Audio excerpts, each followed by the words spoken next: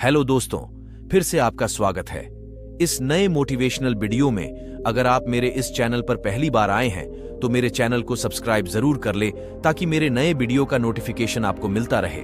तो चलिए शुरू करते हैं इस स्टोरी को। अक्सर लोग कहते हैं, यार ये दुनिया बहुत बुरी है, यहाँ किसी का कुछ नहीं हो सकता है, हम चाहकर भी कुछ नहीं कर सकते हैं। ऐसी तमाम बातें हैं जो हमें कभी ना कभी सुनने को जरूर मिलती हैं। लेकिन क्या किसी ने सोचा है कि ऐसा लोग क्यों कहते हैं? ऐसा तभी होता है जब कोई कार्य उनके मन मुताबिक नहीं होता है, तभी ऐसा शब्द मुंह से अनायास ही निकल पड़ जाता है। लेकिन लोग क्या कभी ऐसा बोलने से पहले सोचते हैं कि क्या वास्तव में यह दुनिया इतनी बुरी है क्या? आप इस दुनिया को जिस नजरों से देखोगे, ये दुनिया वैसी ही दिखेगी। अगर आप अच्छा देखते हैं और अच्छा सोचते हैं तो आपको ये उतनी ही अच्छी लगती है। यानी वास्तव में यह दुनिया बुरी नहीं है, ये हमारी सोच पर निर्भर करता है। इसलिए जो लोग इस दुनिया को अच्छा बनाना चाहते हैं, पहले खुद को बदलना होगा। यदि आप बदल गए तो निश्चित ही ये दुनिया भी बदल जाएगी। बस जरूरत है एक कोशिश।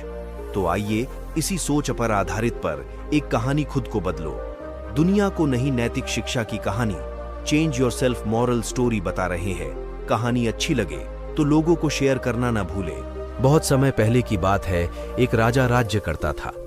उसके राज्य में सभी सुखी थे, सभी प्रजा अपना सुखपूर्वक जीवन व्यतीत कर रहे थे, जिसकी चर्चा राज्य की मंत्री राजा से अक्सर किया करते थे, जिसे सुनकर राजा खुद को गौरवान्वित महसूस करता था। लेकिन एक दिन राजा ने मन में ख्याल आया कि क्यों न मैं अपने प्रजा की सुखपूर्वक जीवन यापन का खुद से निरीक्षण करूं। इसी विचार के साथ राजा ने कुछ मंत्रियों के साथ पैदल ही राज्य के भ्रमण पर निकल गया और प्रजा के लोगों से उनके सुखमय जीवन का हालचाल लेने लगा। और फिर लोगों से हालचाल लेने के बाद नगर के कई स्थानों पर घूमने के पश्चात वापस महल लौट आया। और पैदल भ्रमण के पश्चात राजा काफी थक गया था। लेकिन पैदल घूमने के कारण राजा के पैरों में असहनीय दर्द और छाले भी पड़ गए थे, जिसकी शिकायत अपने मंत्रियों से की और कहा, नगर के लोग खुशहाल तो हैं, लेकिन नगर की सड़कें काफी कठोर और पत्थरीली है, जिसके कारण मुझे जब इतना कष्ट हो रहा है तो मेरी प्रजा को भी इससे कष्ट होता होगा। ऐसी सड़कों पर पैदल चलना दूभर है।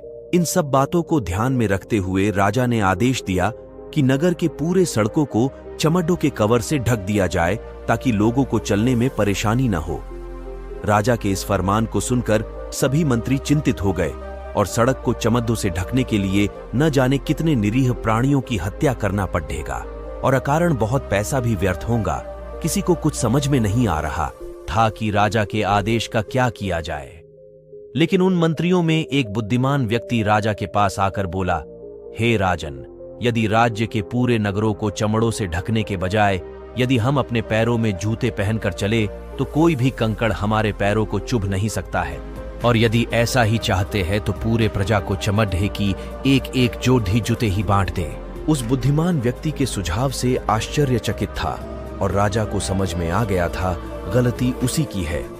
यदि वह अपने पैरों में जूते पहनकर चलता तो उसके पैरों में कंकड़ी ऐचक नहीं चुभते।